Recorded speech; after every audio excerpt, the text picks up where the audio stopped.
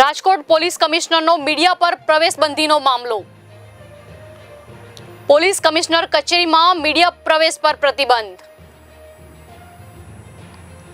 કોંગ્રેસ નેતા જિગ્નેશ મેવાણીએ આપી પ્રતિક્રિયા. જિગ્નેશ મેવાણીએ પોલીસ કમિશનર નિર્ણયને વખોડ્યો છે. તમારી કચેરી ગુજરાતના નાગરિકની કચેરી તેવું જિગ્નેશ મેવાણીએ કહ્યું છે. રાજકોટમાં અગ્નિકાંડના પીડિતો માટે હું સળંગ 1 ધારા 28 દિવસ રહ્યો. એ દરમિયાન એકંદરે રાજકોટ પોલીસનો ઘણો સાથ સહકાર મળ્યો.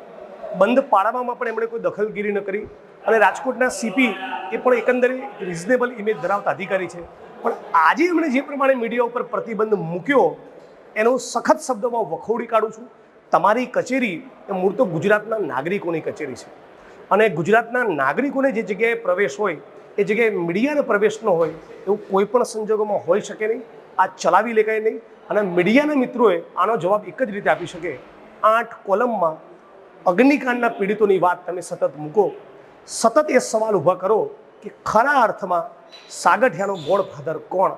સુપર સીએમ થઈને ફરતા એક વ્યક્તિને આ ટીઆરપી ગેમિંગ ઝોન સાથે શું આર્થિક સંબંધ હતો? આ સવાલ પૂછતા રહેશો તો રાજકોટ પોલીસ કમિશનર કચેરીની ડીજી ઓફિસથી લઈને કોઈ પણ કચેરીમાં તમારી એન્ટ્રી બેન નહીં થાય.